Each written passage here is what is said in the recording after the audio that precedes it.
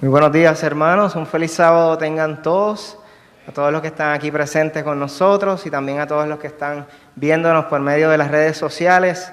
El tema de esta mañana es acerca de la necesidad que nosotros tenemos de tener a nuestro Padre Celestial en nuestras vidas.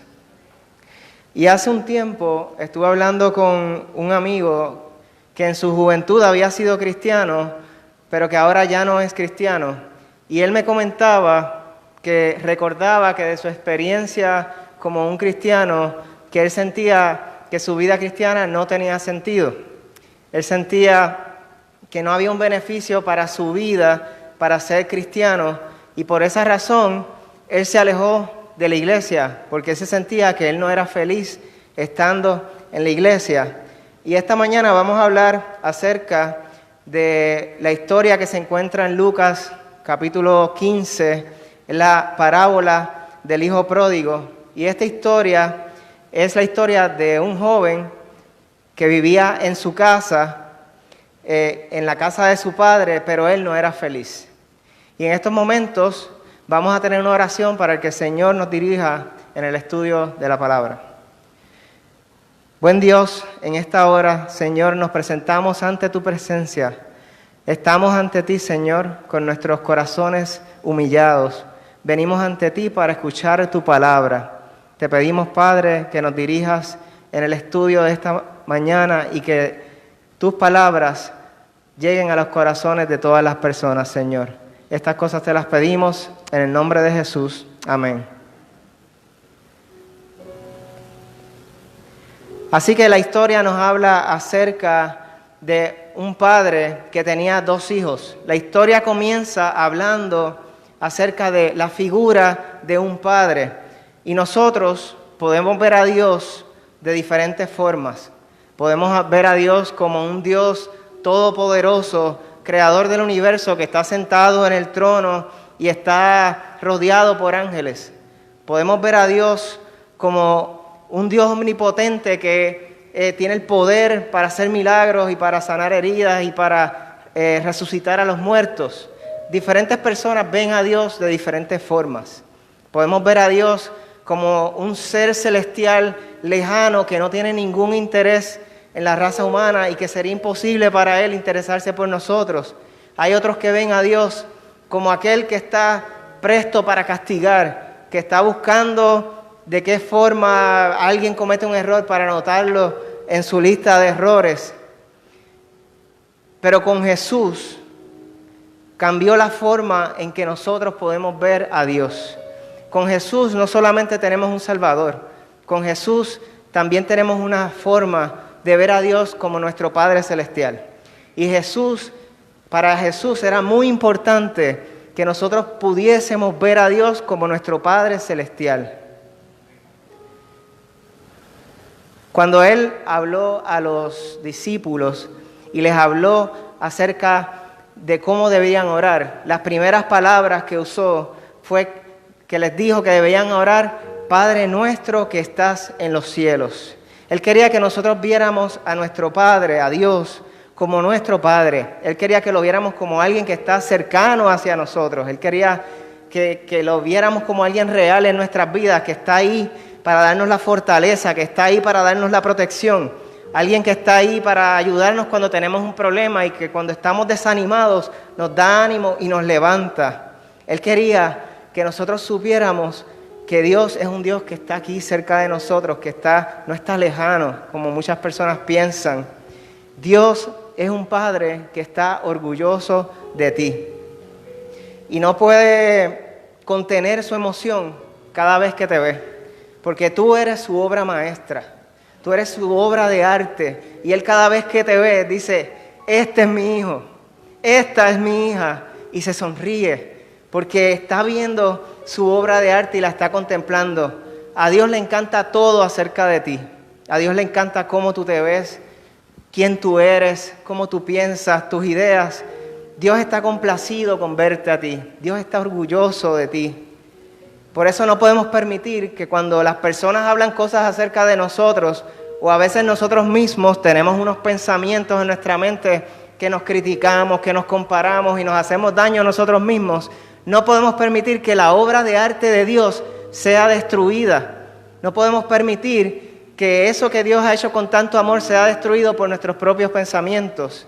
Dios está orgulloso de nosotros.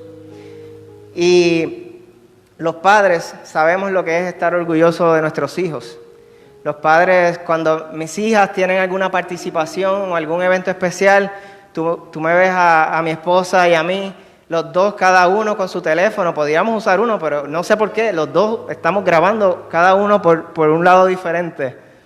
Y es que queremos que no pase nada, no queremos perder ningún momento de la vida de nuestras hijas, porque estamos orgullosos de ellas. Los otros días, hace un par de semanas, salimos a correr bicicleta, mi familia, estaban mi esposa, yo y mis 2 hijas. Y yo no quería, yo me di cuenta que mis hijas estaban corriendo bicicleta también, que las llevé por un camino de piedra y tierra por primera vez. Y era como una ruta de montaña. Y yo estaba tan orgulloso de ver a mis hijas que hacía 1 mes o 2 meses habían aprendido a correr bicicleta por primera vez y que ya iban por una ruta de tierra y piedra, que yo mientras corría bicicleta saqué el celular y comencé a grabar, pero no pude grabar nada porque ahí mismo me caí de frente de la bicicleta y me di tremendo golpe. Y es verdad, fue un error mío, pero es que los padres, cuando sentimos tanto orgullo de nuestros hijos, queremos grabar cada momento de la vida de nuestros hijos. Y yo me imagino a Dios allá en el cielo grabando con su celular cada momento de la vida de nosotros. Él estuvo ahí cuando nosotros nacimos. Él estuvo ahí cuando dimos nuestros primeros pasos. Él estuvo ahí en cada momento importante de nuestras vidas. Y Él está emocionado por ver cómo cumplimos lo que Él tiene preparado para nuestras vidas. ¿Cuál es la imagen de Dios en tu vida? ¿Ves a Dios como un Padre celestial? Cuando nosotros tenemos la visión, la imagen correcta de quién es Dios en nuestras vidas, eso nos ayuda a seguir con confianza en la vida. Eso nos ayuda a saber que venga lo que venga, nosotros tenemos a un Dios todopoderoso, y si estamos con Dios, ¿quién contra nosotros? Pero el hijo pródigo en algún momento descuidó su relación con el Padre. El hijo pródigo en algún momento, esa imagen de padre amoroso que tenía en su mente, se vio opacada. Ya no podía ver a su padre como lo veía antes. Y yo no sé qué fue lo que pasó con el hijo pródigo, la historia no lo dice. Quizás descuidó la relación con su padre, quizás de repente empezó a fijarse más en su hermano mayor, que tenía una apariencia de perfección, y descuidó y dejó de ver a su padre y de hablar a su padre porque estaba enfocado en su hermano mayor. Quizás pasaba más tiempo haciendo los quehaceres de la hacienda y preocupado en las actividades de la hacienda que tener una relación con el Padre, y después esas responsabilidades se convirtieron en una gran carga para él. Quizás comenzó a escuchar de las personas que visitaban la hacienda, de los placeres que habían fuera de la hacienda, y empezó a anhelar participar de todos esos placeres también. La cosa es que el hijo pródigo lo tenía todo, pero estaba insatisfecho. Él no era feliz. Y nosotros estamos insatisfechos. Estamos muchas veces insatisfechos con nuestras vidas. Estamos insatisfechos con lo que hemos alcanzado en la vida. Estamos insatisfechos con los estudios, insatisfechos con cómo nos vemos, insatisfechos con nuestro matrimonio, con nuestra familia, con las cosas que nos pasan en nuestra vida. Y a veces estamos tan insatisfechos que no sabemos por qué estamos así. ¿Será posible que nosotros como cristianos vivamos en la casa del Padre y lo tengamos todo, pero estamos insatisfechos? Vivimos en la casa del Padre, pero no nos sentimos felices. Y eso mismo estaba pasando con el hijo pródigo. El hijo pródigo estaba dentro de la iglesia, pero no se sentía feliz. Y que una persona esté perdida fuera de la iglesia, pues eso es un poco más fácil de entender. Pero que una persona que esté dentro de la iglesia participando, cantando, orando, predicando, eso es un poco más difícil de entender. Pero dentro de la iglesia puede haber gente perdida. Y hay dos personas que pueden estar perdidas. Está aquel que cuando nadie lo ve, hace lo malo. Y está aquel que hace todo bien, pero está perdido. Y ustedes me dirán, pero ¿y cómo es eso posible? Tenemos la historia del joven rico que está registrada en Marcos capítulo 10. Y un joven se acerca a donde Jesús y le dice, Jesús, ¿qué tengo que hacer para ser salvo? Pero ya Jesús conocía el corazón de este joven y sabía todo lo que él hacía. Y le dijo, yo sé que tú guardas todo. Yo sé que tú vas a la iglesia, yo sé que tú obedeces, que tú cumples todo. Pero tu problema es que tú no me amas. En tu corazón no estoy yo. Tú amas más al dinero, amas más otras cosas y no me tienes a mí en tu corazón. Entonces, si quieres ser feliz en la vida cristiana, haz una cosa. Ve a tu casa, saca el dinero de tu corazón y ponme a mí en tu corazón. Y dice que el joven rico nunca volvió a donde Jesús. ¿Y por qué es esto? Porque a veces es más fácil para nosotros estar en la iglesia, es más fácil obedecer, es más fácil seguir mandamientos, seguir reglas y seguir normas, pero amar a Jesús no se nos hace tan fácil. Por eso la Biblia dice en Proverbios 26, dame, hijo mío, tu corazón. El Señor quiere que nosotros le entreguemos nuestro corazón a Dios. Primero que nada, el versículo continúa diciendo, y miren tus ojos por mis caminos. Pero si nosotros no los entregamos el corazón, Él no quiere más nada de nosotros. Dios no está pendiente a nuestra conducta. Dios le interesa nuestro corazón. Entonces, para ser un buen cristiano, no es suficiente estar en la iglesia, no es suficiente cumplir reglas, no es suficiente seguir mandamientos. Tenemos que estar enamorados de Jesús. Y a mí me gusta la historia de la viejita.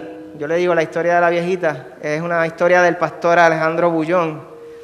Y la viejita se acerca donde el pastor Alejandro Bullón y le dice, pastor, ¿usted ve aquel viejito que está allá atrás con el pelo blanco? Y ella le dice, sí. Él le dice, sí, lo estoy viendo. Ese señor que está allá atrás es mi esposo. Y llevamos 60 años de casados. Y yo le voy a decir que yo he sido una esposa perfecta durante todos estos 60 años de casados. Porque dentro de los moldes de la sociedad, yo he hecho todo lo que una esposa perfecta haría. Yo, ropa limpia, ropa planchada, comida, educación de los hijos, la casa bien arreglada. Yo he cumplido con todo lo que tiene que cumplir una esposa perfecta. Pero ¿sabe qué, pastor? Yo nunca he sido feliz, porque yo nunca lo he amado. Y el pastor le dice, pero ¿y cómo es posible que después de 60 años tú te des cuenta que no lo amas? Pero es que nunca lo he amado. Cuando yo era joven, tenía 15 años, mi papá me dijo, en 2 meses te vas a casar con el hijo de mi compadre. Y comenzaron los preparativos de la boda. Y 2 días antes de la boda, el papá la llevó a la estación del tren para recibir al que iba a ser su futuro esposo. Y ella estaba muy ansiosa, con el corazón latiendo, a ver quién iba a ser su futuro esposo. Y cuando se bajó del tren, el papá le dijo, aquel que está allí, ese es. Y ella lo vio y no le gustó. Pero tuve que casarme con él 2 días después. Y mi padre y mi madre me sacaron aparte y me dijeron, una esposa perfecta hace esto y esto y esto y esto. Y una esposa perfecta jamás hace esto y esto y esto y esto. Y pastor, usted le puede preguntar a mi esposo, pero en estos 60 años yo siempre he hecho todo lo que debe hacer una esposa perfecta. Y nunca he hecho lo que una esposa perfecta no debería hacer. Pero le dijo, comenzó a llorar la viejita y le dijo, pero pastor, feliz nunca he sido. ¿Y por qué? Porque para ser feliz tenemos que vivir con una persona a la que nosotros amamos. Para ser felices tenemos que vivir con una persona de la cual estamos apasionadamente enamorados. Y yo tengo mucha preocupación de que hayan personas en la iglesia, que hayan jóvenes que puedan decir: yo nací en la iglesia, mis padres son de la iglesia, o yo me bauticé hace tantos años. Yo voy a la iglesia, yo sigo las reglas, yo sigo las normas, pero mi vida no es feliz. Y es que para ser feliz tenemos que vivir con una persona a la que amamos. Y el problema de nuestro corazón es que podemos amar cualquier cosa, pero se nos hace difícil amar a Cristo. Y la historia del hijo pródigo describe muy bien la cadena de eventos que ocurre cuando una persona deja de ver a Dios como su Padre Celestial. En el verso 12 dice el texto bíblico que el hijo le dijo a su padre: Padre, dame la parte de los bienes que me corresponde. ¿Qué le tocaba al hijo pródigo de la herencia? Nada, porque el padre todavía no había muerto, así que él no tenía derecho a nada. Cuando le pide la herencia a su padre, él está reclamando la libertad. Es otra forma de decirle: la vida es mía y yo hago con mi vida lo que yo quiera. Pero te voy a decir, es cierto que nosotros podemos hacer con la vida lo que nosotros querramos, pero que la vida es nuestra, eso no es cierto, porque nuestra vida es de Dios y Él nos la presta. Y lo interesante es que el padre no discute con el hijo, el padre le entrega la herencia. Y es que Dios nos hizo a nosotros con libertad, Dios nos hizo a nosotros con libre albedrío, con la capacidad de tomar decisiones, de hacer lo que nosotros queramos hacer. ¿Y para qué quería la libertad? ¿Para qué quería su vida el hijo pródigo? Dice que hizo sus maletas y se fue a una ciudad muy lejana. Se fue a un lugar muy distante. ¿Y saben qué? Que es que el pecador, cuando sabe que le ha dado la espalda a Dios, lo que quiere es correr, lo que quiere es huir, lo que quiere es alejarse, irse a un lugar donde donde Dios no lo encuentre. ¿Y qué pasa cuando le damos la espalda a Dios? Cuando nos alejamos de Dios, tratamos de llenar el vacío espiritual con las cosas materiales, con imitaciones espirituales, para tratar de satisfacer ese vacío. Algunos se van a la India buscando paz, otros se van buscando el yoga para ver si consiguen esa satisfacción, otros acuden a la astrología y otros acuden a todo tipo de diferentes filosofías que existen. Pero fuimos hechos a la imagen de Dios y el vacío que hay en nuestro corazón solamente tiene el tamaño de Dios. Por eso, muy dentro de ti, estás constantemente buscando, constantemente gritando, constantemente sufriendo, porque no vas a lograr llenar ese vacío. Y muchas veces estamos buscando y no sabemos ni lo que estamos buscando.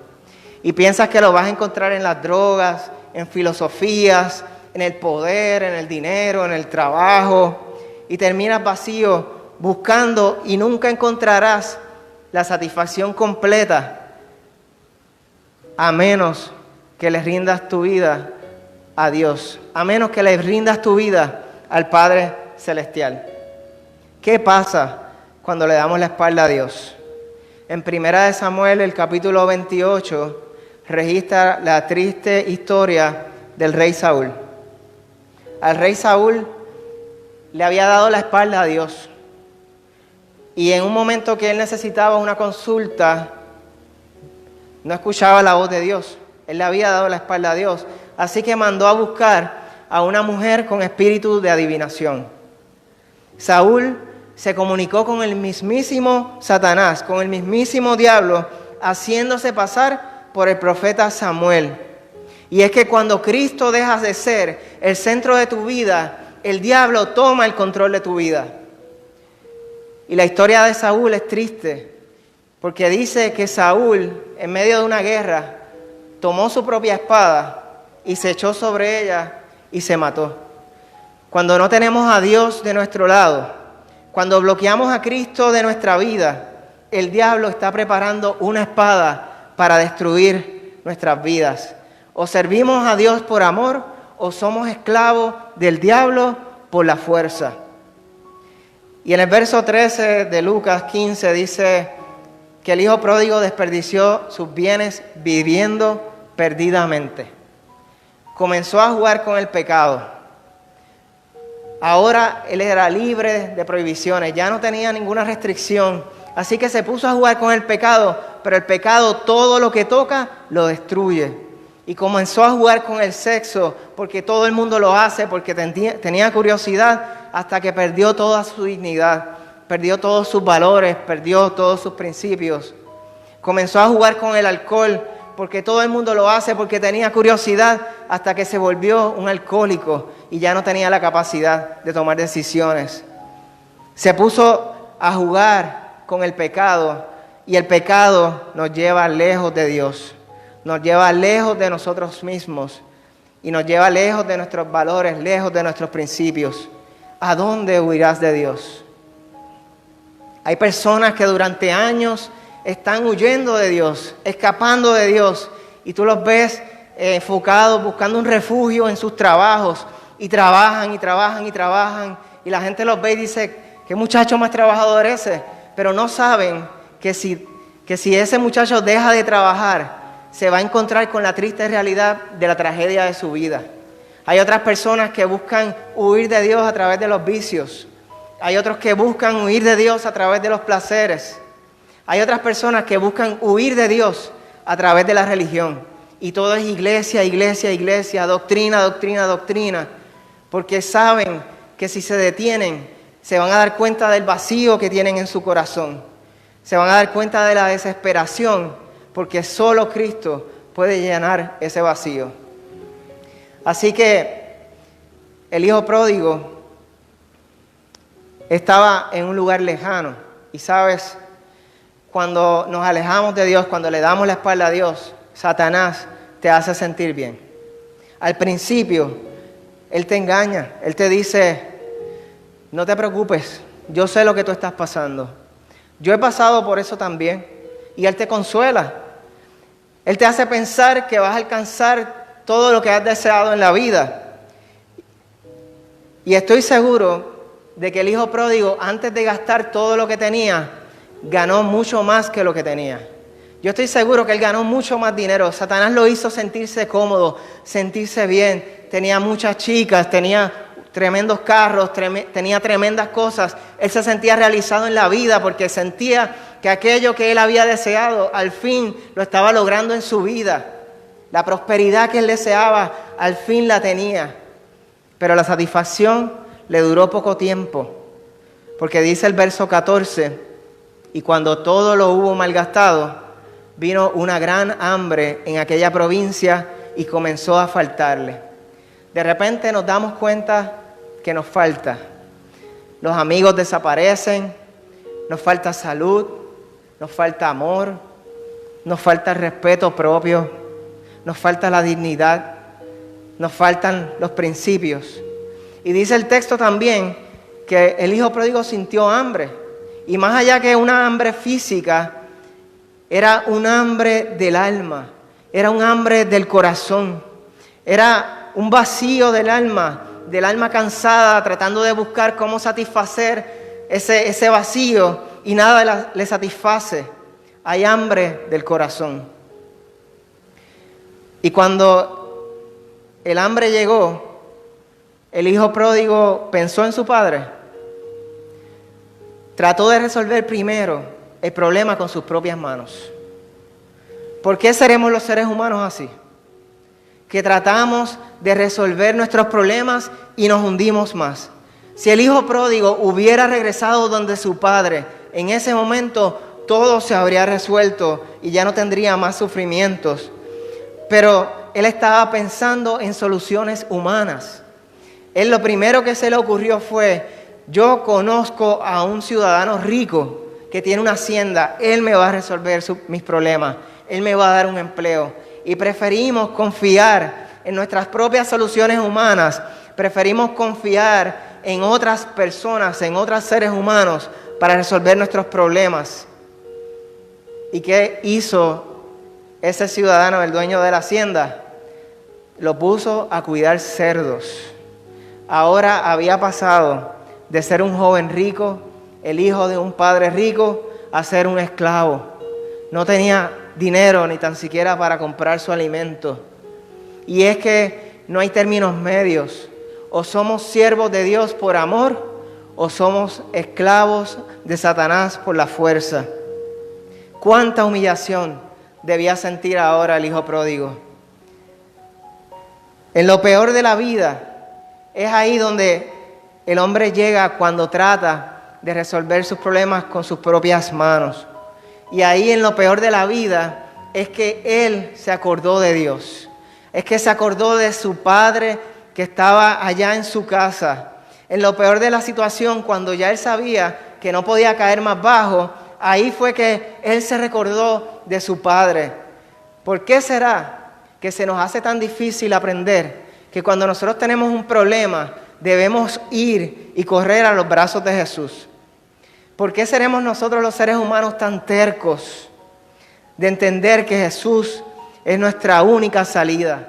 ¿Por qué tenemos que herirnos antes de nosotros darnos cuenta de nuestra necesidad que tenemos de Jesús? ¿Por qué siempre dejamos a Jesús como nuestra última opción?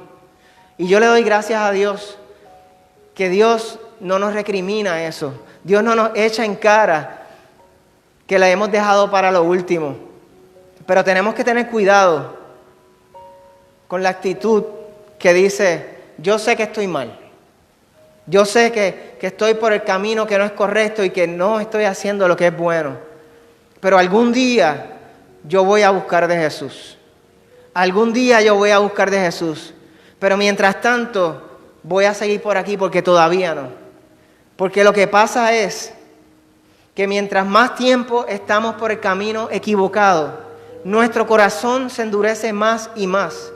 Y mientras nuestro corazón se endurece, menos necesidad, menos nos damos cuenta nosotros que estamos haciendo las cosas mal. Y mientras menos nos damos cuenta de eso, menos necesidad tenemos y sentimos del arrepentimiento. Pero el hijo pródigo, en el verso 17, dice que reconoció que los empleados de su padre vivían mejor que la forma como él estaba viviendo. Y en el verso 18 dice: quizás si yo voy donde él y le digo que he pecado y le digo que no merezco ser llamado su hijo, me tomará como uno de sus trabajadores. Así que él decidió regresar a la casa de su padre. Pero ¿cómo fue el arrepentimiento del hijo pródigo? El arrepentimiento del hijo pródigo fue un arrepentimiento verdadero. Fue un arrepentimiento de aquellos que no presume de la misericordia y la gracia del Padre. Es un arrepentimiento que no dice: yo sé que Él me va a perdonar. Es un arrepentimiento que vino del corazón. Él reconoció su pecado y estaba dispuesto a rendirse a la misericordia de su Padre. Así que tomó lo poco que tenía y comenzó su viaje hacia su casa. Todo eso mientras practicaba el discurso que había preparado. He pecado contra el cielo y contra ti, y no soy digno de ser llamado tu hijo. ¿Cuántas veces nosotros hemos preparado un discurso para convencer a Dios de que nos acepte de nuevo? Pero así no es como funciona la biología. La biología dice que si tú eres hijo sin importar cómo tú te sientas. Si tú eres hija sin importar cómo tú te sientas. Porque todo está en la sangre.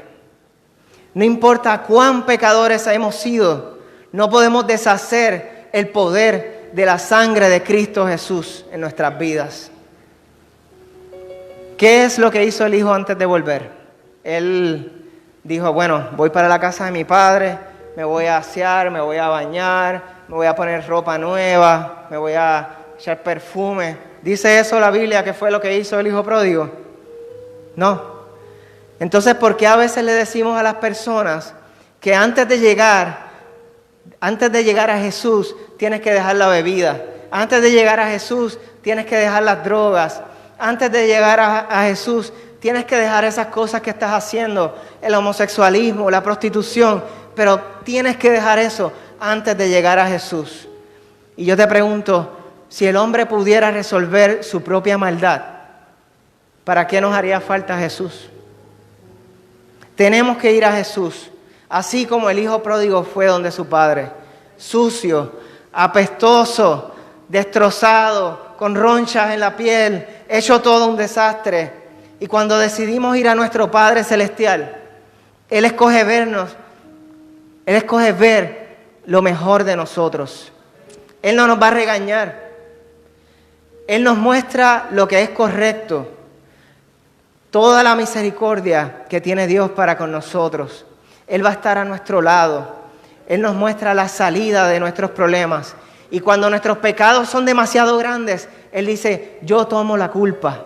Yo tomo tu pecado. Yo tomo tus faltas. Yo tomo todo aquello de lo que tú te avergüenzas. Yo lo tomo. Y puedes salir libre. En cuanto a ti, puedes seguir hacia adelante, libre, sin seguir pensando en remordimientos ni en recuerdos, porque ya yo las he olvidado todas esas cosas. Tenemos que recibir la gracia del Padre y seguir hacia adelante.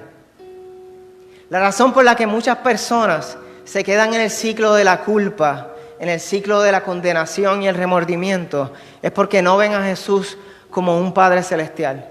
Ven a su Padre, a Jesús, como aquel que está molesto, aquel que está decepcionado de ellos y que si se acercan a Jesús, van a ser castigados. Pero dice la Biblia, acerquémonos confiadamente al trono de la gracia, porque allí vamos a recibir misericordia. Allí vamos a recibir la ayuda que necesitamos para nuestros problemas. Pero si conocemos que Dios es nuestro Padre Celestial, vamos a llegar a Él confiadamente. Ahora, si nosotros vemos que nuestro Padre Celestial nos quiere castigar o que nos quiere señalar nuestros errores, jamás nos vamos a poder acercar al trono de la gracia. Porque el texto nos dice, acerquémonos al trono de la gracia después que ya no estés cometiendo errores. El texto nos dice, acerquémonos al trono de la gracia ya después que hayas resuelto todos tus problemas. El texto dice que nos acerquemos al trono de la gracia confiadamente, aun cuando estamos hechos un desastre, aun cuando estamos en lo peor de la vida. Pero la mayoría del tiempo, a veces, en vez de acercarnos al trono de Dios, huimos del trono de Dios. Sentimos que Dios está molesto, sentimos que Dios está decepcionado y nuestros pensamientos nos engañan, nos traicionan. Nos dicen, no puedes buscar a Dios. Si buscas a Dios serías un hipócrita. Después de todo, tú sabías que eso estaba mal y como quiera lo hiciste. Tú te buscaste ese problema. Tú mismo te metiste ahí. ¿Cómo te vas a poner ahora a buscar ayuda de tu Padre? Si eso, lo que tú estás pasando es tu propia culpa. No podemos hacerle caso a las voces acusadoras, porque lo que van a hacer es tratarnos de alejarnos más de Dios. Dios es un buen Padre amante y no te va a dejar en una situación de peligro. Te pudiste haber buscado el peligro tú mismo, pero el momento que tú llamas a Dios, Dios está ahí al lado tuyo. Dios está ahí al lado tuyo abrazándote y listo para ayudar y hacer lo que tenga que hacer por ti para sacarte de esa situación. La parábola dice que este joven ni tan siquiera había llegado a su casa. Y en el verso 20 dice, y cuando aún estaba lejos, lo vio su padre. Y con su corazón latiendo, corrió y lo abrazó y lo llenó de besos. Esas son las buenas noticias. Que aun cuando nosotros estamos muy lejos todavía, estamos rotos, estamos hechos un desastre, nuestro Padre Celestial viene corriendo y Él corre a través de cualquier circunstancia. Él corre a través de cualquier error. Él corre a través de nuestras faltas. Él corre a través de nuestros pecados. Él corre a través de las situaciones que nos causan dolor, a través de nuestras heridas. Él corre y nos alcanza y nos da un abrazo y nos besa. Jesús, cuando cuenta esta parte, dice que el Padre corrió. Y esta es la única parte de la Biblia donde tenemos la imagen de Dios corriendo. Y lo interesante es que está corriendo hacia alguien que había fallado. Está corriendo hacia alguien que su vida estaba hecha todo un desastre. Estaba corriendo hacia su Hijo. Y es en ese abrazo que el Padre le da a su Hijo que el Padre nos limpia. Nos quita nuestras ropas sucias, nuestras ropas apestosas y nos pone vestiduras blancas de justicia y de la gracia divina. Dios nos perdonará. Dios nos pondrá y nos dará una nueva relación con nuestro Padre. Pero aún después de todo esto, el Hijo trató de usar su discurso. Y el Hijo le dijo: Padre, he pecado contra el cielo y contra ti y no merezco ser llamado tu Hijo. Pero me gusta cómo el Padre le responde en el versículo 22, porque no le responde. El Padre no tiene tiempo para estar escuchando lamentaciones y reproches, para estar viviendo el remordimiento. Ya Él olvidó todo eso. Él estaba ocupado preparando una celebración y mandó a sus siervos a preparar todas las cosas de la celebración, porque aquel que se había perdido ahora había sido hallado. Y ese es el amor de nuestro Padre Celestial. Así es nuestro Padre Celestial con nosotros. Él está orgulloso de nosotros. Él quiere que vayamos a Él. Él quiere que lo veamos a Él así, como un Padre, porque nosotros le importamos a Él. Ahora quiero dejarlos con un video. Este video yo lo he visto, sin exagerar, más de 100 veces. Y me gusta mucho porque cada vez que lo veo quiero compartirlo. Y lo comparto en Facebook, lo comparto en todos lados. Así que le voy a pedir a Javier que lo proyecte.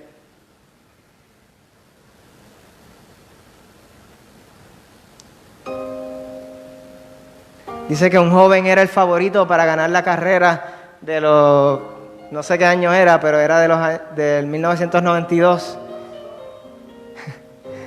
en Barcelona. Había entrenado toda su vida para ese momento.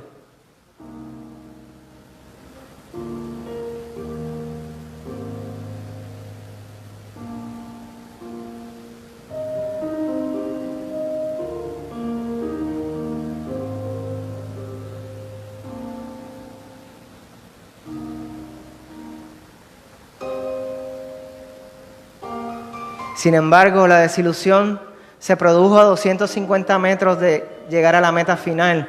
Mientras corría a toda velocidad, de repente se lastimó el tendón de la corva y se desplomó con mucho dolor. Estás conmigo desde antes de verme nacer.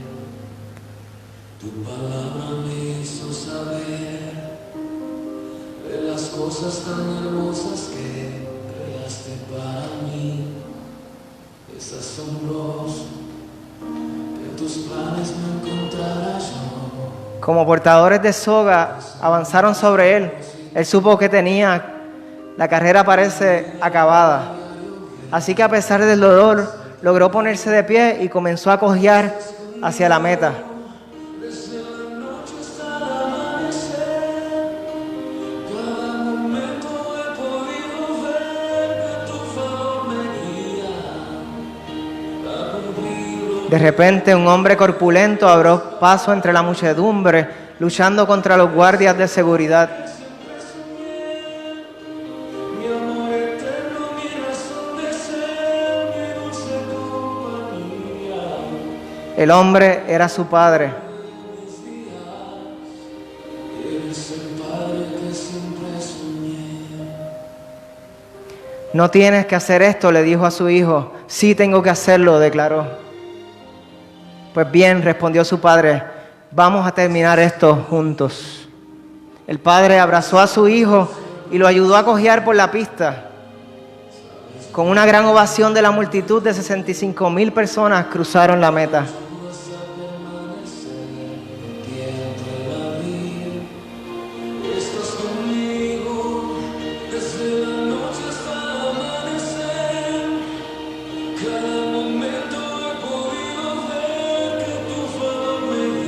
Fue como si el corredor, su padre y los espectadores lo hubieran logrado todos juntos. Derek Redmond no terminó en primer lugar, pero logró terminar su carrera.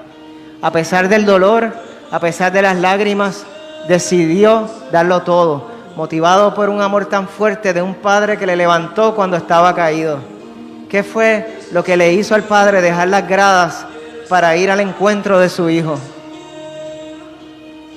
Fue el dolor en el rostro de su hijo. Su hijo estaba herido, pero quería terminar la carrera. Así que el padre vino a ayudarlo a terminar. Dios es así. Amén. Así que les invito ahora a estar de pie para tener una oración. Israel, ¿tú podrías pasar por aquí para tener esta oración final?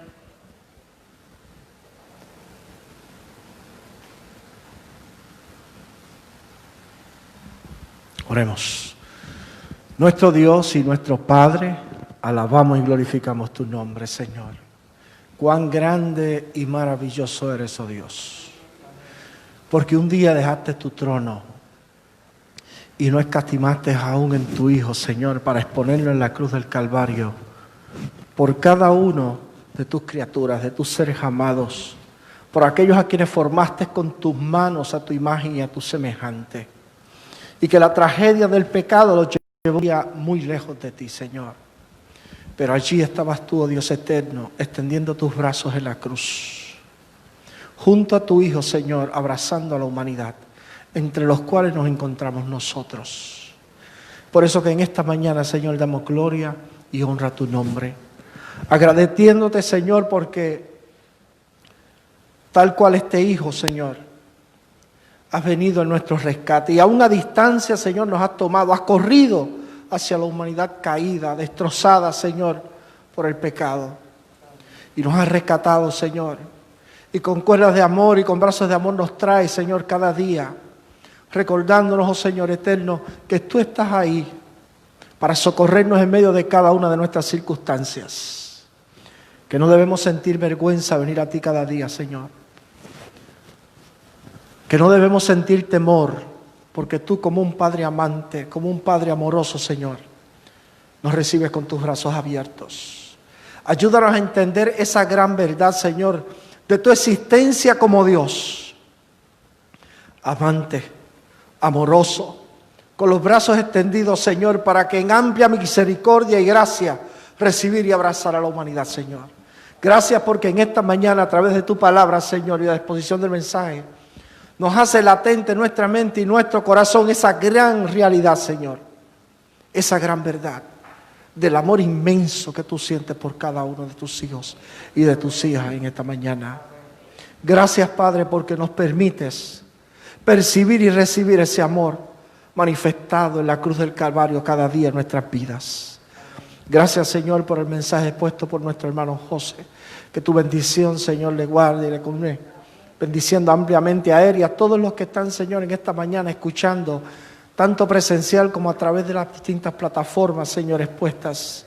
Que tu bendición les alcance en esta mañana y que podamos recordar, oh Señor, la verdad de tu palabra, el expresar y manifestarse hacia la humanidad en misericordia y en amor. Que hoy, Señor Dios eterno, bendigas cada alma. Guardes en amor, restaures, Señor, en poder. Y bendigas ampliamente con la presencia de tu Santo Espíritu.